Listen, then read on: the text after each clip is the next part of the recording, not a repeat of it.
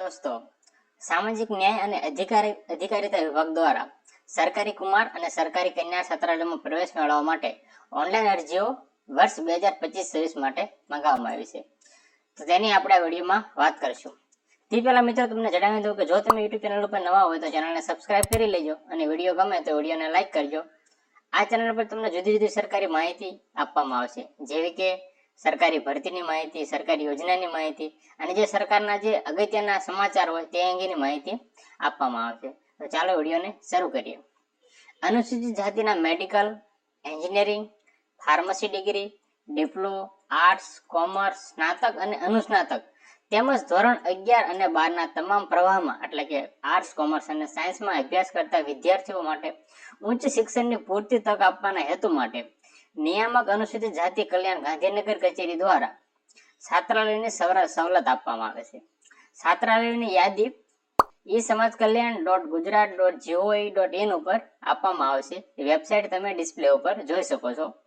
સરકારી છાત્રાલયમાં ચાલુ નાણાકીય વર્ષ 2025-26 માટે પ્રવેશ મેળવવાની ઈચ્છા ધરાવતા અને સરકારશ્રીના જે માપદંડો છે તે માપદંડોના પાત્રતા ધરાવતા ફ્રેશર એટલે કે નવા અને રિન્યુઅલ વિદ્યાર્થીઓ ઓનલાઈન અરજી સમાજકલ્યાણ.ગુજરાત.gov.in ઉપર 19/5/2025 થી 10/7/2025 દરમિયાન ઓનલાઈન મંગાવવામાં આવે છે.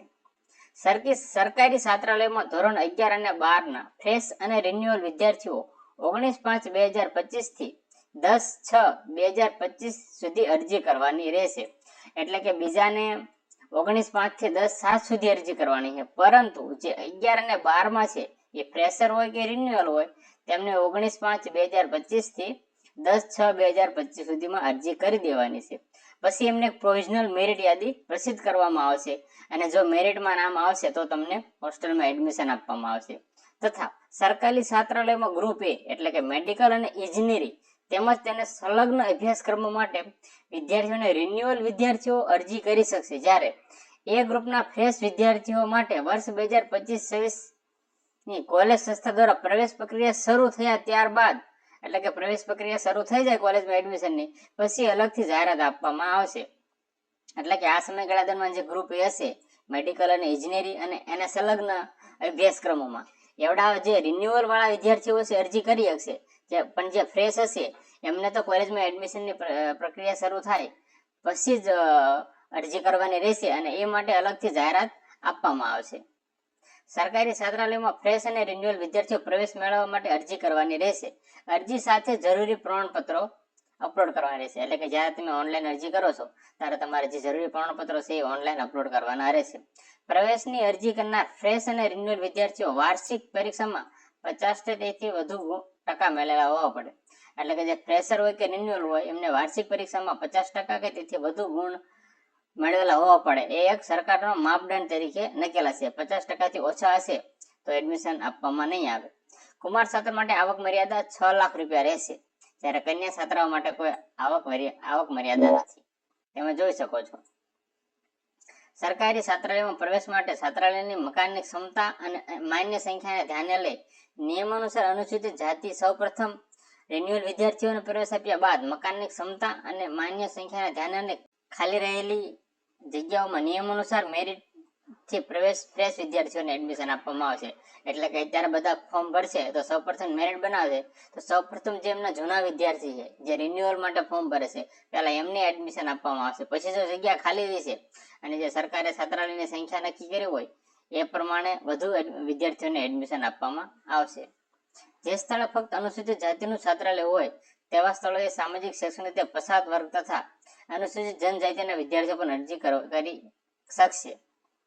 પ્રોવિઝનલ મેરિટ યાદી પ્રસિદ્ધ થયેથી મેરિટ યાદીમાં આવેલ છાત્રોને સંબંધિત છાત્રાલય ખાતે અસલ પ્રમાણપત્રોની ચકાસણી કરાવવાની રહેશે.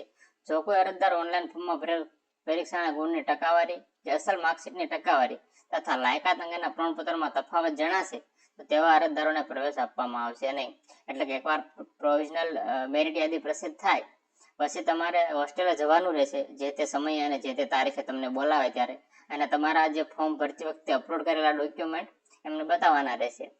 અને એ જો બધા સરખા હશે તો તમને એડમિશન આપશે, અને જો એમાં કંઈ ભૂલ હશે અથવા તમે ફોર્મ ભરવામાં કંઈક ગોટાળા કર્યા હશે તો તમારું એડમિશન રદ કરવામાં આવશે. સરકારી છાત્રાલયોમાં પ્રવેશ અંગેના નિયમો તેમજ વધુ માહિતી e-સમાજકલ્યાણ.ગુજરાત.gov.in વેબસાઇટ ઉપર દર્શાવેલ છે, જેનો સંપૂર્ણ અભ્યાસ કરી છાત્રાલય ઓનલાઈન અરજી કરવાની રહેશે. તેમજ સરકારી છાત્રાલય અંગે વિશેષ માહિતી જિલ્લા નાયબ નિયામક શ્રી અનુસૂચિત જાતિ કલ્યાણ વિભાગ અને અથવા જિલ્લા સમાજ કલ્યાણ અધિકારી હોસ્ટેલની કચેરીમાંથી પણ મળી રહેશે. જે કચેરીઓ જે તે જિલ્લામાં આવેલી હોય છે ત્યાંથી તમે એની વધુ માહિતી મેળવી શકો છો. અરજદાર દ્વારા કરવામાં આવેલ અરજીના આધારે પ્રવેશ અંગેનો હક દાવો કરી શકાશે નહીં. એટલે કે ખાલી અરજી કરવાથી તમને પ્રવેશ મળી જશે, તમને હક નહીં આપવામાં આવે. એના પછી તો મેરિટ આવશે અને પછી ઘણી બધી ફોર્માલિટી પૂરી કરવાની હશે, પછી તમને એડમિશન આપશે. પ્રવેશ અંગેનો આખરી નિર્ણય જિલ્લા નાયબ નિયામક શ્રી અને સરકારશ્રી ઠારવેલ નિયમાનુસાર મેરિટ મુજબ આપવામાં આવશે. તો મિત્રો, વિડીયો કેવો લાગ્યો મને કોમેન્ટમાં જણાવજો, અને જો વિડીયો તમને પસંદ આવ્યો હોય તો વિડીયોને લાઇક કરજો અને કોમેન્ટમાં જે તમને કંઈ ક્વેરી હોય એ ક્વેરી લખજો, અને ચેનલ ઉપર નવા હોય તો ચેનલને સબસ્ક્રાઇબ કરી લેજો. તેમજ બીજા તમારા મિત્રો હોય એમને વિડીયો શેર કરજો, જેથી તે પણ જો ઓનલાઈન ફોર્મ ભરવાનું હોય તો સમયસર ફોર્મ ભરી શકે અને હોસ્ટેલનો લાભ લઈ શકે. ધન્યવાદ મિત્રો.